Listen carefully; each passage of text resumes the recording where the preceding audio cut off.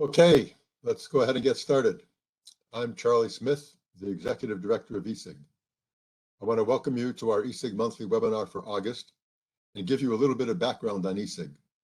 For those of you not familiar with eSig, we are a membership-based nonprofit organization providing our members with objective information, resources, and networking opportunities in support of the energy transition. We do this through workshops, tutorials, webinars, blogs, working group and task force activities, and producing technical resource materials. I also serve in a leadership role with the Global Power System Transformation Consortium, the GPST, whose mission is to bring together key actors to catalyze a rapid clean energy transition at unprecedented scope and speed. eSig leads Pillar 1 of the 5 pillars, which deals with the research agenda for the system operators.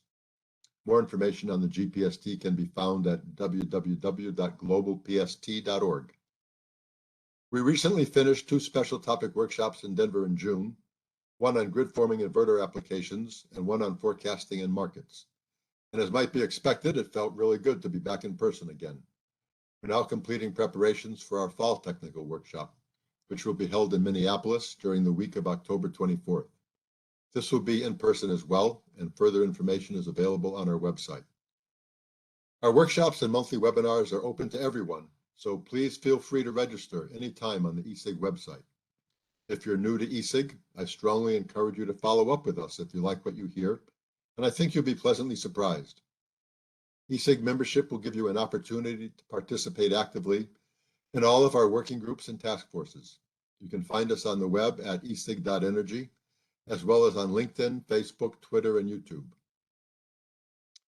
Okay, just a few logistical matters before we get started. First of all, phones will be muted for the duration of the webinar to avoid unnecessary distractions. For the Q&A, we're using the Slido platform. So to ask your questions, please go to slido.com and enter eSig23 as the event code. The instructions are also at the bottom of the screen. You'll see a thumbs up button next to the questions to allow you to cast a vote to help prioritize the questions submitted. We plan to save 10 minutes or so for Q&A at the end and then wrap it up at the top of the hour. An email with a link will be provided once the video file has been posted. We also plan to provide short responses to unanswered questions after the webinar, so please don't be afraid to ask your questions through Slido. So today's topic is market design concepts for evolving power systems. As the power system incorporates increasing amounts of zero marginal cost energy, so too do concerns arise about resource adequacy and market participants being made whole at the end of the day. And here to talk about this with us today are Bethany Frew, manager of the Capacity Expansion and Electricity Markets Group at NREL, and Yinong, a researcher in the same group. Bethany and Yinong are involved with a whole bunch of really cool activities at NREL, which you can read more about on the webinar announcement webpage. I've known Bethany for about 10 years, and she's a very thoughtful and energetic person who loves the great outdoors as much as she loves her job. In her spare time, she serves on the eSig Board of Directors and co-chairs our Offerings Committee, along with Julia Matoiva-san. She participates in eSig technical activities and the IEA Wind Task 25, on integration of high shares of wind into power systems. I don't know Yinong as well as I know Bethany, but she's a prolific contributor at NREL and has also participated in eSig activities previously. We work with a lot of the same people and have 136 shared connections on LinkedIn between us. Bethany and Yinong are good friends of eSig, and it's a pleasure to have them here with us today. Today's webinar provides a summary of competitive wholesale electricity market modeling tools and analysis being conducted at NREL. A specific emphasis is placed on the impact of forward and operational market designs on investment decisions and system resource adequacy. This includes linkages that have been developed between a suite of integrated investment, market operations, and resource adequacy tools, which are able to explore how markets may need modifications to more efficiently signal for desired resource adequacy outcomes. I greatly value Bethany and Yinong's contribution to eSig and the industry, and I look forward to what they have to say. Just a short reminder once again to use Slido at slido.com with the event code of eSig23 to ask your questions. Okay, Without any further ado, let's go ahead and get started. And Bethany, I'll now turn it over to you. Great, thanks, Charlie. Yinong and I are really excited and honored to be here today for this webinar. Charlie gave a great overview of really what we're trying to cover during this hour. Our goal is again, really just to communicate our vision for this research area exploring the interface between market design and resource adequacy, as well as sharing just a small sampling of some results for current analysis work right now. But this is really an ongoing area, and so we encourage you to stay tuned. We'll have more results over the next year or two. So the next slide is really just trying to get us on the kind of same page here, making sure that we understand why competitive wholesale electricity markets are important. There's a wide range of reasons. First, these markets exist in many places.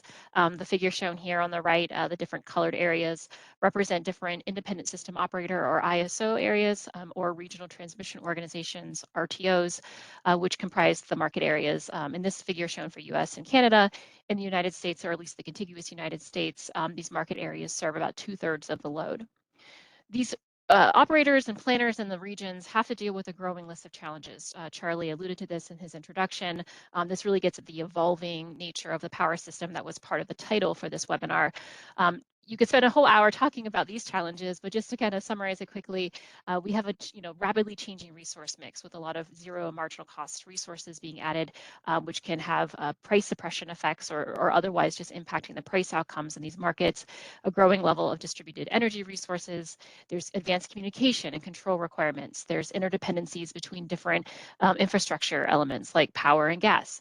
And there's also changes to our load shape and magnitude from consumer participation as well as electrification. And so the key point here is that there are technical solutions required for these elements, as well as market design solutions. So we really can't ignore markets when we're talking about the need to address these challenges. And more specifically for this presentation, the last bullet point on this slide is really getting back to what Charlie was describing, and it's really what we're going to focus on moving forward, is looking at the interaction between market design and resource adequacy, because markets are at least implicitly sending investment signals for what gets built and retired, which directly impacts resource adequacy. But there's really another direction to this where the resource adequacy of the system, for example, if it's overbuilt or underbuilt, can also impact the market outcomes, which impacts prices. And so it's really kind of a bidirectional relationship between these two elements. And all of this gets even more challenging when we think about the high level of uncertainty that we have around the future for the economics, so both the financing and cost parameters, as well as what the policy and the market design itself is going to look like, and also the system conditions, extreme events, et cetera, what the actual system build out will be. So there's a lot of competing factors that we have to consider, and it creates a lot of complexity. So I'm going to talk about some of these challenges and how we're addressing them at NREL in the next slide, specifically how we've taken a fundamentally different modeling approach to explore this interaction between market design, investment, and resource adequacy. So we're really trying to account for multiple perspectives and the nuances related to kind of the broader investment landscape. And so we've done this through an agent-based approach where we account for imperfect information, for risk attitudes of different agents, their technology preferences, as well as their beliefs about the future, and also financing parameters that can be associated with those different investors. We've integrated this agent-based approach with our probabilistic resource adequacy suite called PRAS and our scalable integrated infrastructure planning or SIP modeling framework that collectively capture, again, kind of this investment, markets, operations, and resource adequacy. So I'm not going to talk through every single piece here because I want to save time for all the results, but this figure on the bottom is showing this core market tool that was a new development through an internally funded effort a couple of years ago at NREL. We're calling it EMIS, Electricity Markets and Investment Suite.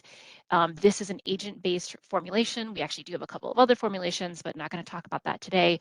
In this agent-based version, we have a set of heterogeneous investor agents who, again, have different beliefs about the future, different financing, risk parameters, et cetera. And they're independently making investment and retirement decisions based on what they think the future holds. And then once they submit their bids to the market, which include energy, ancillary services, capacity, other forward clean energy markets like RECs or clean energy markets or CEMs here is what we're calling them. Once those markets clear and the agents see how reality actually played out, they can make recourse decisions to change sort of what their portfolio looks like moving forward. And so we've added on linkages to a resource adequacy capability where we can have different formulations of our resource adequacy tools. And Yinong will talk more about this later and some other work that we're doing, where we can not only assess the resource adequacy level of a system after all of these investment and retirement decisions have been made, but we can also use the outputs from the resource adequacy modeling to inform the actual market designs themselves. And so this is, we're just kind of getting started in this, and so we're going to share sort of where we are right now, but we have a lot of hopes to kind of expand this moving forward. So the next slide, I want to talk about really briefly just what the project work that we're doing right now that focus on this resource adequacy market interface, what this looks like. There's really two main categories. The first is a set of technical assistance-based projects.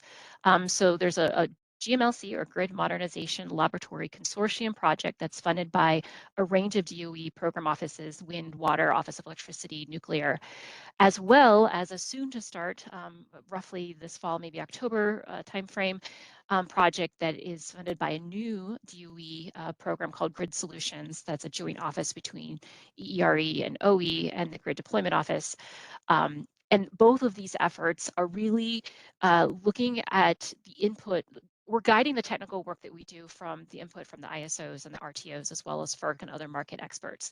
So we're going into this trying to first listen to what the challenges are, the highest priority actions, and then where we can match those high priority challenges with capabilities and data and all of the great resources we have, not only at NREL, but with our whole project partner team that also includes Argonne, the PI, as well as EPRI, Lawrence Berkeley National Lab, and Johns Hopkins University to collectively address those highest priority challenges. And we have ongoing stakeholder engagement where we're regularly checking in with these stakeholders to make sure that we're staying on track and doing meaningful work that actually provides assistance to real challenges and real systems.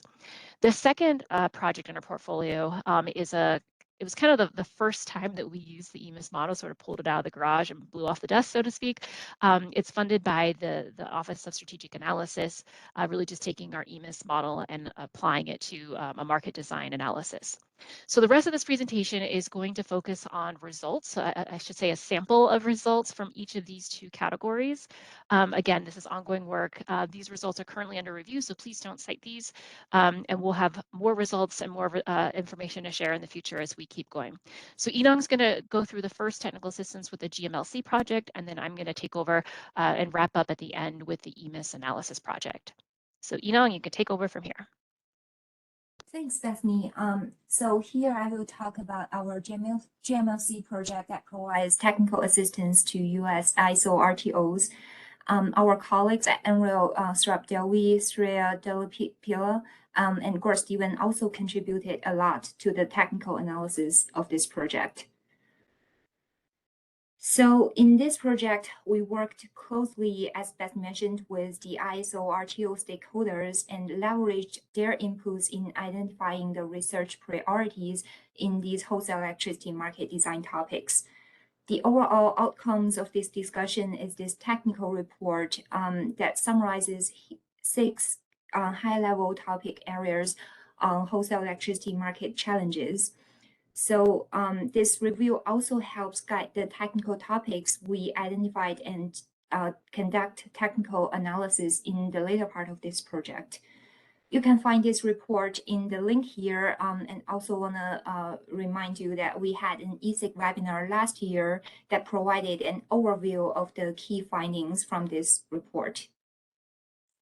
So just as a reminder, the 6 major high-level topic areas we identified in the report include how to incentivize reliability services and operational flexibility in short-term operations, potential market design rules for integrating new and emerging technologies, how we can guarantee resource adequacy and system resilience for long-term system reliability, potential new market designs for energy price formation in the future, also how we can better enhance transmission distribution coordinations, as well as multiple topic areas for future transmission planning themes.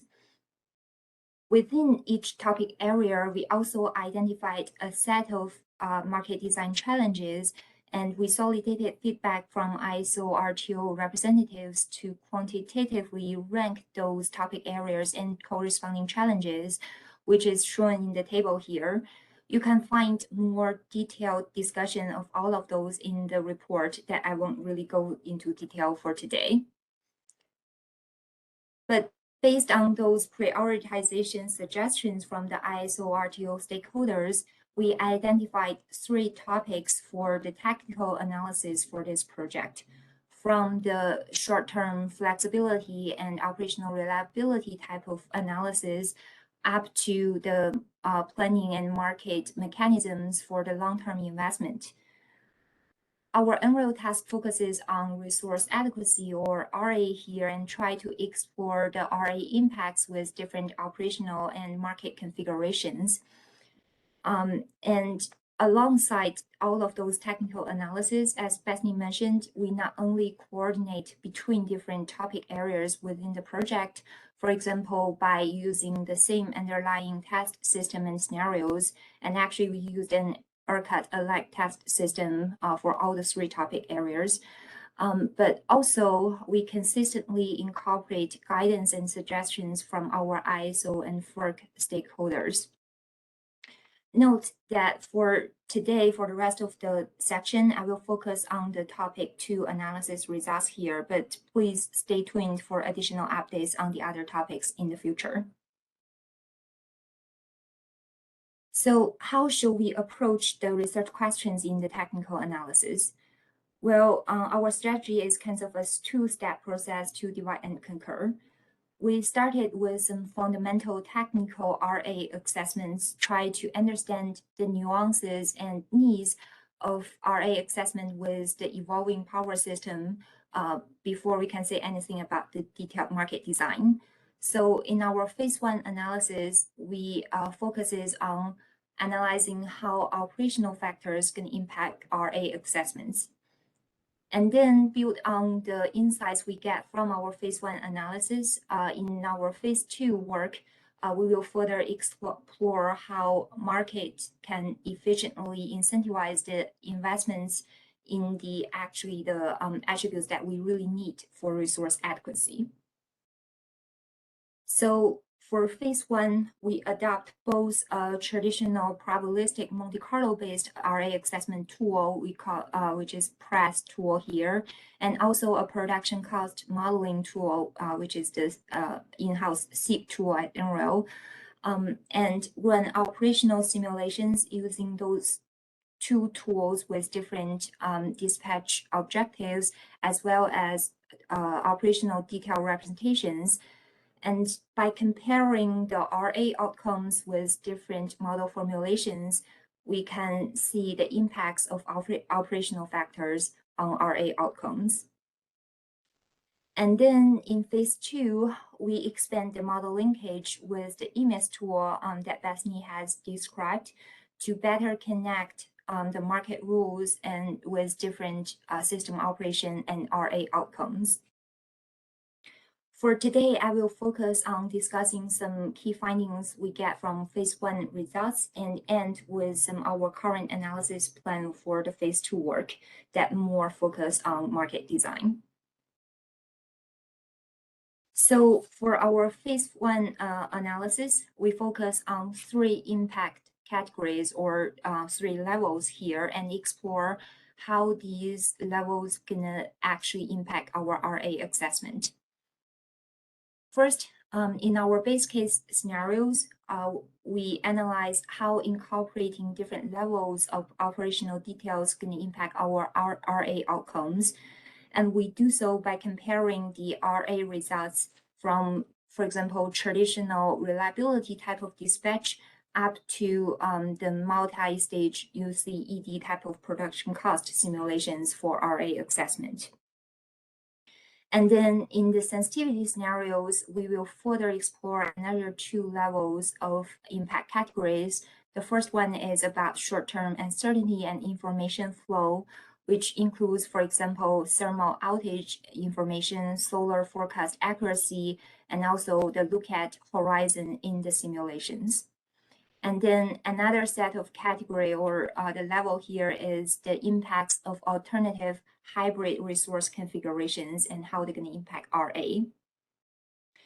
We apply these scenarios, as I said, to the ERCOT-elect test system, but with two different PV plus battery hybrid contribution levels, mainly to demonstrate the impact of the level 3 impacts here, which is the impacts of hybrid configuration. The scenario names that we're going to use in the following results slides are shown here. Note, there are kinds of two notes I want to highlight here. One is for the single stage or simple economic dispatch type of category, there are actually three scenarios we run. One with the price model, one with the seed production cost model, and then another one with additional ramping constraints to demonstrate the point of the impacts of ramping. And then for this multi-stage simulation, we show both the results from the day ahead and the real-time stage, mainly to demonstrate some impacts. But please keep in mind that these are actually from the same simulation. So in the following slides, I will highlight one major takeaway for each of the impact level. And as Bethany mentioned, we are actually just ramping up the results and submit that to a journal article that is under review. So please do not cite or distribute the results for now. The first key finding here is that by analyzing that level 1 results, we find that multi-stage probabilistic assessment could provide a more robust evaluation of resource adequacy because it can capture a wider range of system operations and interactions. So this figure shows the normalized expected conserved energy, which is the left-hand side, and also the loss of load hours, which is on the right-hand side, as the summary results. And different bars are actually showing the assessment results from different simulation models, from the very left-hand side in the reddish color to the right-hand side with the blue color with increasingly detailed operational representations in the model. So first of all, compared to the very basic, simple or traditional reliability dispatch type of assessment, incorporating some simplified economic dispatch in the probabilistic resource adequacy modeling can result in more unserved load because of the lack of outage forecast in the daily self look ahead. And then compared to some single stage ED results, we see that enforcing the unit commitment can actually have a more significant impacts on the job load results, especially in the real-time stage in the multi-stage simulations. And this is also primarily driven by the interactions with the forecast error in the day ahead stage. But we want to note that this more accurate and potentially more robust assessment also comes with a cost. We find that the more detailed operational representations requires 1 to 2 orders of magnitude longer runtime and also memory use compared to the basic or the more traditional type of resource adequacy assessment. Then for the second level impacts, which is the impact of information flow and short-term uncertainty on resource adequacy, we find that the information on thermal availability impacts RA performance by almost an order of magnitude more than the solar resource forecasts. Again, this figure shows the NUE and LOLH results with different scenarios. And here are all the results from the production cost modeling simulations. And let's focus on the real-time stage results from the PCM simulations. We can see that compared to the base case results, which is in this blue color, improving the day-ahead solar forecast in the middle of the bars actually has a relatively limited impacts on the overall observed load in the real time. Whereas improving or assuming perfect outage formulations from thermal generators can reduce the unserved load by almost 80%. But we want to note that this relatively larger impacts from thermal availability is mainly driven by the comparatively larger magnitude of thermal outages than the solar forecast errors in our particular test system as well. So we want to note that future work should explore the relative impacts of those factors with alternative system resource build-out. And finally, I'm going to highlight two major takeaways on the impacts of the presence and the alternative configurations of hybrids on system resource adequacy. First of all, we find that the flexibility provided by the hybrids can shift timing and also reduce the frequencies of the unserved load. So this figure shows the net load profiles. On the top is the net load, which is load minus wind and solar for the REL system or the system without hybrids, with the y-axis is the month and the x-axis are, x-axis as the month and y-axis as the hour of the day for the 24 hours. And then the bottom is the net load without solar, or which is load minus wind profile for the system with hybrid. And we can see that basically the highest, the hours that requires the highest system supply from the dispatchable units in this REL system or system without hybrid is mainly in the winter sunrise and sunset season, whereas in the system with hybrid, this time shifts into summer sunset periods. And correspondingly, we do see that the system unserved load periods also shift from the winter sunrise and sunset periods into the summer sunset periods with the presence of hybrids. And also due to the nature of those events, we also see that with the presence of hybrid, it helps reduce the overall frequency of unserved events in the system, suggesting that multiple RA metrics will be needed to fully demonstrate the benefits of hybrids in the system. And also, the second point here is among all the different hybrid configuration sensitivities we find that hybrid inverter size has a larger impact compared to other configuration parameters such as storage capacity or storage duration. And here we fixed the PV capacity and changed the hybrid inverter loading ratio as an approximation with alternative hybrid inverter sizes. And we can see that with alternative hybrid inverter sizes, it can impact the system NEUE and LOLH levels by 1 to 2 orders of magnitude, suggesting the importance of inverter size in maximizing the RA contribution from the hybrid systems. So build on our phase 1 analysis, we are currently working on our phase 2 work to explore how markets can efficiently incentivize investments of the corresponding attributes that are most important for system resource adequacy. As we indicated before, we're going to use an expanded PRAS SIP EMIS model linkage to not only compare different market designs, but also connect different timescales from planning to operation. Specifically, we will explore how scarcity pricing mechanisms such as ORDC and capacity markets can impact RA. And also, we will compare how RA outcomes would differ under normal versus extreme weather conditions. And we will do so by incorporating, for example, correlated thermal outages and also alternative wind, solar, and load profiles that are going to reflect extreme weather conditions. This is a high-level summary of our GMLC project, and now I'm handing this back to Bethany to introduce another market design project that uses EMIS. Great, thanks, Yinong. Yeah, so this is the second of the 2 main categories that were listed on an earlier slide for sort of our portfolio of market design and resource adequacy work.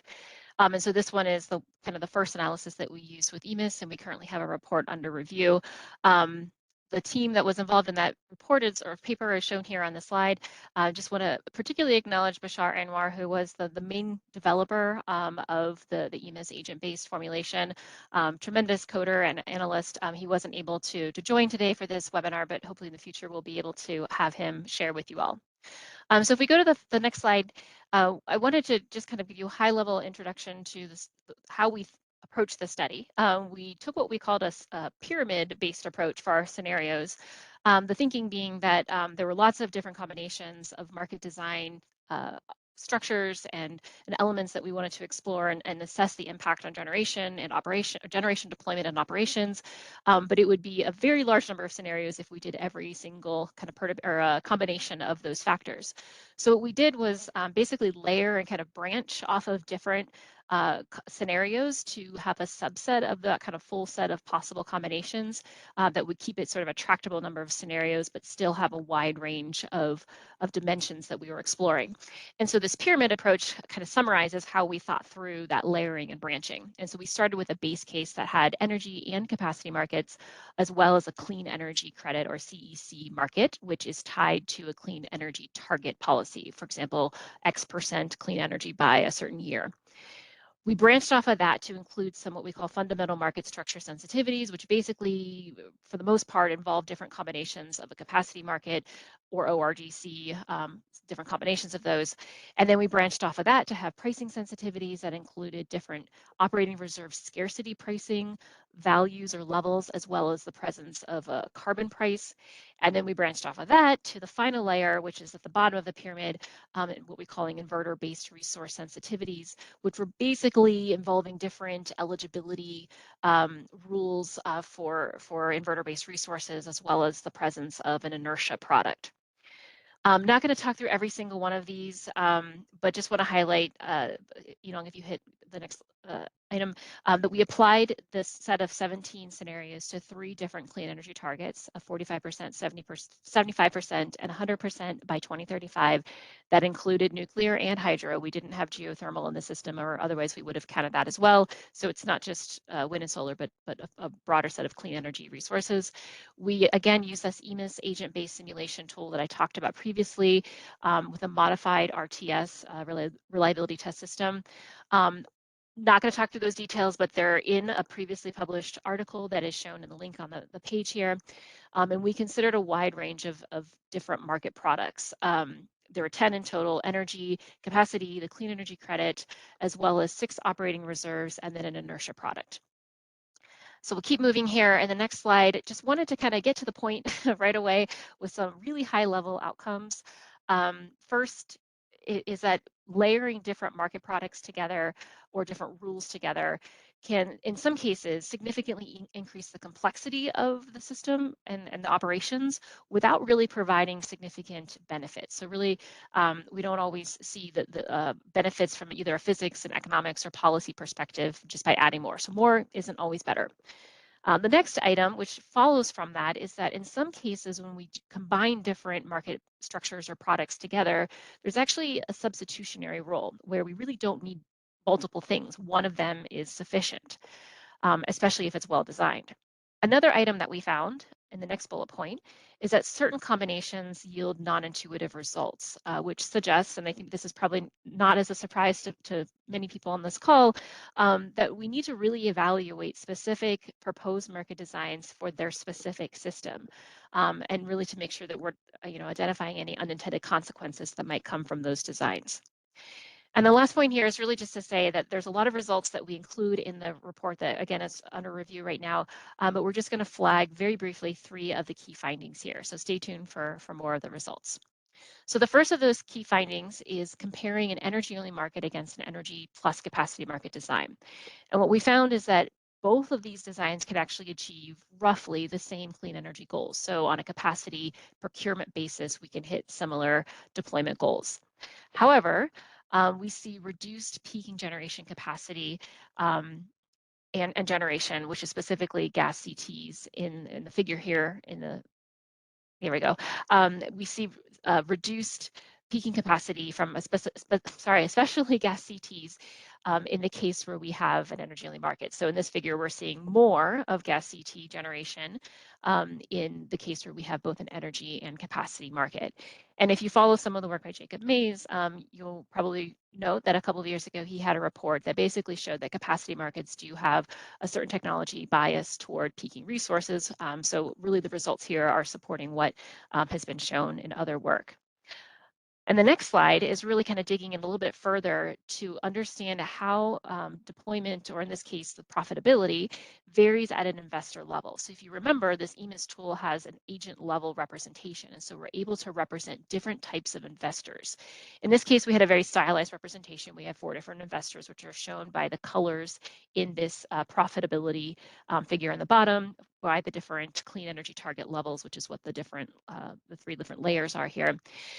And so what we see in the first bullet point here, if we advance, is that firms that invest in thermal units, which in this case, if you recall, I mentioned that some of these agents have different technology build-out preferences. So in this case, the IPPs and large utilities have a preference for thermal units. And what they see is more profitability in the case where you have energy and capacity markets. So the yellow and the blue are larger on the left-hand side of this figure. In the next bullet point, we see that firms that build only clean energy, so in this case, our new entrants and our CNI IPP only build renewable resources or clean resources. And so that's the red and the black on the right-hand side of this figure. And they see slightly larger profitability when you have an energy-only market.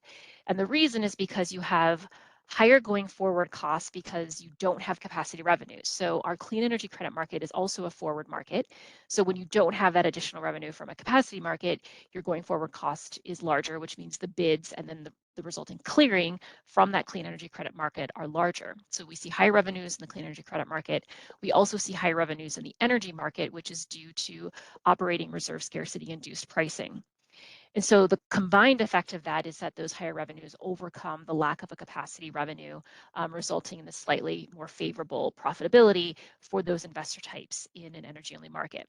The point here, because again, there's a lot of stylization, potentially system-specific elements in these results, but the key point is that the decisions and maybe investment strategies that different investor types might make will vary under different market designs. And so it's important to consider what some of these future market designs, which obviously there's uncertainty around those, could be based on this different investor types. So they might want to change how they proceed in the future.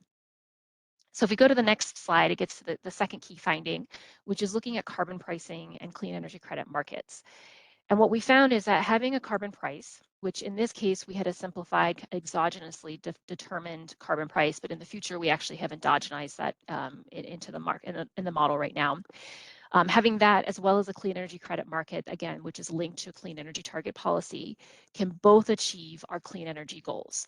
And what we found is that the effectiveness of these different policies or products depends on the level of your clean energy target. So at a low clean energy target, which is the top 2 bars in the figure shown on the bottom, which is showing installed capacity, we see that at those low clean energy target levels, carbon pricing is more effective. And the reason we say that is because with a carbon price, we have more solar and battery and wind build out. At a high clean energy target, so if we jump to the kind of bottom 2 bars in this figure, we see that carbon pricing and clean energy credit markets may be substitutionary because they, at a high level, got us pretty close to the same results. And so we see that really we don't need both of these elements. One is probably sufficient.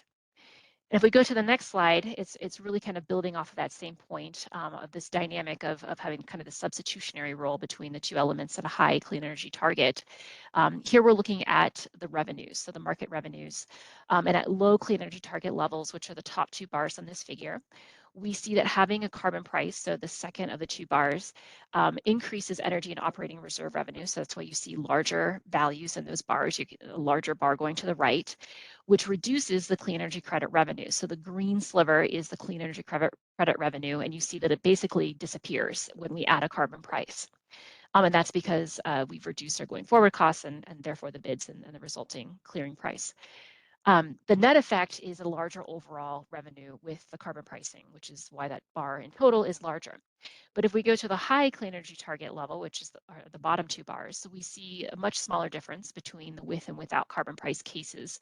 Again, reaffirming what we saw on the last slide, that there's potential market redundancies by stacking both of these policies. The third key finding is relating to an inertia product. So we added an inertia product that was based, it was really scaled based on ERCOT's critical inertia level. We did allow wind, solar, and batteries to provide fast frequency response, assuming that that fast frequency response had a one-to-one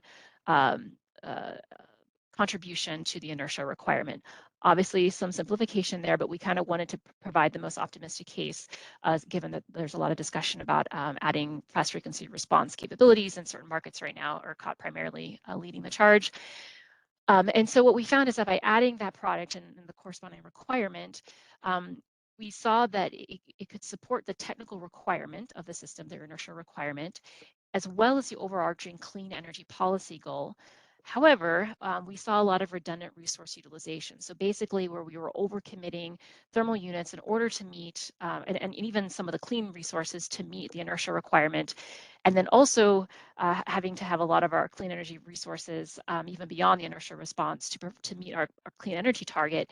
So we had excess resource availability in the system, and that had impacts on the prices, as well as curtailment and cost in the system. And so if we look at the two figures shown on the slide here, we see installed capacity on the left, and we see market revenues, again, broken down by the different products on the right-hand side. And we have this shown for the low clean energy target on the top and the high clean energy target on the bottom. And if we kind of look at the low and high separately here, we see that at the low clean energy target, and specifically looking at the installed capacity on the left, we see little impact to capacity and generation as well. Only capacity is shown here, but largely you see the same result. If we look at the market revenues, we see a slightly smaller total operating reserve and energy revenue in the with inertia case, which is due to thermal commitments that were driven by the inertia requirement. So basically we saw more thermals being committed than in the case without the inertia requirement or the inertia product, which slightly impacted the prices. At a high clean energy target, so looking at the capacity figure on the left, we see larger installed capacity, and the same was true for generation, which isn't shown here, for gas CTs, which is the light purple, and also the RECT. So we had this generic category of renewable combustion turbines that could be fueled by any number of clean fuel sources in the future. So really just kind of a stand-in for what could be a wide range of technology options in the future. Those RECTs can provide inertial response, and they can also meet the clean energy target. So they were kind of a critical resource for checking both boxes.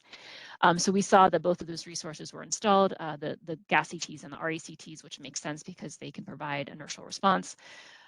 We also saw larger curtailment and associated costs due to, again, committing some of these thermal resources to meet the inertia requirement, while still also needing renewables such as wind and solar, which are our variable renewable energies or VRE resources for meeting that clean energy target. We also saw significantly larger inertia and energy prices due to inertia-driven scarcity events, upwards of about a factor of 4 larger, or 4 times the frequency of those scarcity-induced events in the high CET case relative to the low. So if we go to the next slide, just kind of want to talk about the next steps. Similar to what Yinong shared for our GMLC project, we have a final phase for this EMIS analysis and really trying to, again, look at this interface between resource adequacy and market design, particularly looking at ORDCs and capacity market demand curves, as well as the combination of other market and policy elements. So some of the carbon pricing and clean energy targets that that I've just talked about here. I will note that we've added some additional model improvements, and so we are excited to kind of keep exploring these different combinations of market and policy elements. Again, we're using the same PRAS, SIP, EMIS modeling suite, looking at different market capacity market demand curves that are either static, they could be scaled by low growth, or informed by our resource adequacy outlook in each year. So this is where we're taking our resource adequacy assessment and informing the shape of different market structures, or the design of those structures, I mean. We also had different ORDC, or operating reserve demand curve, informed by the resource adequacy outlook. There's convolution-based approaches as well as sequential Monte Carlo to shape the thermal unavailability distribution that plays into or fits into or feeds into, excuse me, that ORDC curve. We use the PGM approach. I should have mentioned that earlier for how we constructed the ORDC demand or the ORDC curves. We are also looking at various combinations of carbon pricing and clean energy credit markets, as well as different operating reserve scarcity pricing assumptions. So just to kind of wrap up here in the last few minutes, with some closing thoughts, kind of zooming out to 35,000 feet. Just to caveat again, everything that we've shown today is using stylized case studies on, test systems that are informed by realistic system parameters and time series data. But again, they're for one test system. And so really more work is needed, just generally speaking, to understand how these different market designs and resource adequacy dimensions will play out in different system configurations, build outs with extreme weather, et cetera. So the first point here is just to say that everything is connected. And again, probably stating the obvious, but as you I like to say, if you pull on one thread in one part of the system, it sometimes has ripple effects further down, and kind of that cloth, so to speak, analogy in the system. And within this context of resource adequacy and market design, we're really seeing that the lines are blurring between traditional resource adequacy assessment and operations. So Yinong gave a nice overview of the modeling approaches and different formulations and operating assumptions, and how we kind of explored that space to understand how those assumptions impact resource adequacy metrics or outcomes. But also that informs market design, and that markets may need to be modified to more efficiently signal for whatever those desired resource adequacy outcomes are. Again, evolving system, some of the needs and assumptions that go into these resource adequacy assessments are changing. And this is particularly relevant for longer horizon considerations, right? So, talked about thermal generator outages and how some of those force outages and the ability to anticipate when some of those outages may happen, your ability to anticipate that can significantly impact resource adequacy outcomes. The same as, and the look ahead horizon plays strongly into that. And so as we think about long duration storage, for example, being able to look across a longer horizon and understand outages and understand forecast errors and how load will be changing all become very important for resource adequacy, but also market designs that are supporting those longer duration resources. The next key point here is that the details can matter. Sometimes even seemingly insignificant changes can have non-trivial changes on the grid evolution or cost outcomes or operations. And sometimes we see non-intuitive results as well. There can also be more than one way to achieve a desired endpoint, and that popped up a couple of times in the results that I shared, that sometimes there's redundancy in different market designs and policies that we really only need one of a set of a couple of options. And there's also no free lunch, that we have to pay for these resources, the resources that are needed for resource adequacy. And so if we're either paying for capacity or there's scarcity pricing, and sometimes there's, again, more than one way to achieve that endpoint, but we do have to pay for it. And then lastly, there's a strong need for additional work. I mentioned different system configurations, but there's a strong need for data to support those different, future weather and climate conditions, extreme events, different load profiles, additional years of data for wind and solar, as well as different market designs. And so moving forward, the last slide here is looking at kind of just wrapping up, putting a bow here on the vision that we have for this markets research, is really having analysis that's driven by and that explicitly considers multiple perspectives from different stakeholders. And so we've established that at least a starting point for that in the work we've done so far, kind of with these technical assistance-based projects within this portfolio. But we want to continue to build and apply new capabilities, ultimately allowing us to have to be able to respond to quick turnaround requests. And our priority is really this interface of resource adequacy and market design. We see that kind of being a critical area for multiple reasons that we just talked about earlier. And eventually our goal is to have a completely integrated modeling approach and perspective across different stakeholder perspectives, time domains, as well as device and spatial areas. And just lastly, I wanted to kind of call out another NREL capability that we didn't talk about in this presentation, but that does get at this same multiple perspective approach, which is the holistic electricity market, or sorry, model, excuse me, or HEM. Elaine Hale is leading this, and there's all of the models that we've included in the slide deck that are blue with a link. There is a link. They're all open source, and so when these slides are posted, you'll be able to access those links. So with that, we'll wrap up, and we have about 10 minutes for questions. Our email addresses are on here in case we're not able, in case you missed us for whatever reason, feel free to reach out. Thank you, Bethany. It was a whirlwind tour through the world of models there. I want to follow up with just one question, kind of a general interest question based on the last slide there about the feedback from stakeholders. You mentioned that the ISOs are stakeholders in this process. I'm just curious what kind of input and feedback you're getting from them on all of this modeling work. Sounds like it's very relevant to them. Yeah, I'll start with that, Yinong. You can jump in with anything I might miss. And I guess I'll speak for sort of the broader GMLC project, which again, Argonne, EPRI, Berkeley, Johns Hopkins are also involved. They've generally been very receptive, and I think they've been helpful in pointing out certain practices that occur within their region to help us, either put bounds or make simplifications or rule certain things out or prioritize other elements to include in our modeling work. So I guess at a high level, just a quick response is just that they've been very receptive and have been very helpful in providing guidance to the model parameters and settings and scenarios that we run. Obviously, there's a lot of details for specific topic areas, so happy to jump into any of those if you'd like to get to that level of detail. No, just curious about the general reaction. It's good that you've got that practical experience to help provide some guidance and input to what you're doing. Okay, so let's go ahead and move to the Slido question. There's one question here that's been climbing steadily throughout the hour. First question from Robert Fairs. In your experience, how do the resource adequacy models used by the RTOs and the ISOs, for example, PJM's PRISM and GE Mars, compare to the state-of-the-art and/or the NREL modeling tools? Yeah, so I don't have an answer right now for that. I personally haven't been involved in that sort of model comparison activity, but plug for some upcoming work that DOE is funding, and ESIG and EPRI are both going to be involved with that. That is planning to include a model, either comparison or just sort of model improvement exercise that will hopefully explore this area. We're just scoping this out now, so I can't really say more than that at this point, but this is definitely on our radar, and it's something that we're planning to explore more over the next few years, so stay tuned. Okay, and another question from Robert.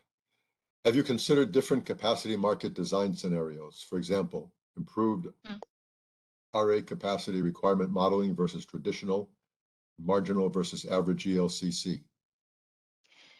Yes, so that's exactly what we're doing right now in both of these projects. We just don't have the results to share yet. We're still working through the scenarios. At least the improved RA capacity requirement. So that would be basically using the RA status of the system to inform the capacity market demand curve. That's explicitly part of the work that we're doing now. The traditional, or sorry, the marginal versus average ELCC, we're not explicitly doing any sensitivities with ELC or with capacity credit. I mean, those can fall out of the modeling that we do, but it requires additional modeling runs to generate those numbers, and we just haven't had the bandwidth to do that. But yeah, but we definitely are looking at different capacity market demand curve designs. Okay. So stay tuned for that too. More to come. Yes. All right, on hydro scheduling, how or where are midterm planning problems like hydro scheduling handled in this multi-step framework? So we haven't had a large hydro resource in any of the test systems that we've used, but this is definitely on our radar for future work. The hydro is really relevant for sort of those longer horizon considerations. So this is on our list for sort of like wish list for hopefully the new project that's starting this fall. We're really hoping to be able to incorporate some of the longer duration, longer look ahead resource applications. There's other folks at NREL who are starting to look at this. Just to put a plug in for Brady Cowie-Stoll, who has a long duration energy storage project. We're hoping to leverage some of the work that they're doing with more from a model capability perspective. And then Greg Stark, I know, has been working with the hydro program, thinking about some of the hydro scheduling elements, and that the SIP tool that we mentioned, which we use the production cost modeling component of it, but just to clarify, there are other capabilities that fall within SIP. And I know Greg has been working to enhance those capabilities to support hydro and other resource scheduling that involves kind of longer multi-stage look ahead. Okay. A question from Andrew Reimers. Do you account for the feedback loop between RA and ORDC design? For example, ERCOT can't go very long without changing how the ORDC is calculated. Yeah, so that's part of this sort of ongoing work that we're doing now. And the way that the RA assessment of the system feeds back to ORTC is through the thermal generator unavailability distribution. So basically like the outage distribution. I think I'm getting that right. But the point is that we would update that every year, and we do have a different curve for time of year and time of day, similar to how ERCOT does that. I think we forgot to mention that during the presentation, but yeah, it's updated yearly for each investment period, which is on a year basis right now in our model. I think that's what Andrew's asking. You know, do you have anything to add to that that I might have missed? No, I think you did great on this. Okay. Okay. Can you clarify higher LOLH when using the multi-stage unit commitment? Were dispatchable resources not fully committed and day ahead on critical days? Flexibility issues. Yeah, I think I can take this one. Yeah, I think the high LOLH or the unserved load in the real-time stage in these multi-stage simulations are mainly really come from the forecast errors that we get from the day ahead stuff. So this include both the solar forecast errors. We actually only included solar forecast errors in day ahead for all the simulations and assuming perfect forecast for load and wind. So that is one aspect, and more importantly, we have those forced thermal outages in the real-time stage, and that's where the realization of those forced outages for thermal generators come true, and that's a key driver of why there are higher unserved load in the real-time stages. Yeah. Okay, curious, you know, what you said about not using day-ahead forecast errors for the wind. Why was that? It's mainly the data availability is just, it comes with Data. the test system. Yeah. Can't you make up that data? We're working on it, Charlie. We are working on it. Yeah. Oh, it's okay. I guess you talked a little bit about the fast frequency response in the inertia market. So a question came up on, will you consider synchronous condensers for an inertia market? Yes, if and when we add synchronous condensers to our system. So yeah, we would include them. We use just there were some published results. I think I'm forgetting now. It was one of the GMLC reports. They had the H constants for thermal generator or generator response rates. So we just used those values. So we could easily add it in. It just we didn't have those resources in our test system. Okay. An open source question. Is the EMIS an open source tool? Yes. All of the tools that we talked about today are. And I guess I'll double check this with Ryan, but when we post the slide deck PDF, there's links where we've introduced the names for the models that go to the repos or corresponding kind of access page for each of those tools. So we'll make sure that those links are available in the slide deck. Okay. Question on the footprint. I think you mentioned that, but what was the footprint, which interconnection, and how did you handle interface economic flows between areas? Yeah, for our GMLC project, we were using a ERCOT ALAC test system, and then for the project that Bethany discussed, that's a RTS GMLC 3-node simple test system. Yeah, and there's a link for the first paper that we published for the EMIS tool that describes the RTS system and what we modified in it. And then just to build a little bit on the ERCOT-like system that we used for the GMLC project, if you've heard of the ARPA ePerform project, this was kind of a branch off of an earlier version of that ARPA-E data set. Specifically, it was for a project called Summer Go that the solar office, the CEDO office was funding through DOE. So we used that ARPA-E Perform Summer Go variation for this project because that's what was available when we started, and it had a very solar focused component, which is why solar had really robust forecast errors, but we didn't have anything for wind or load.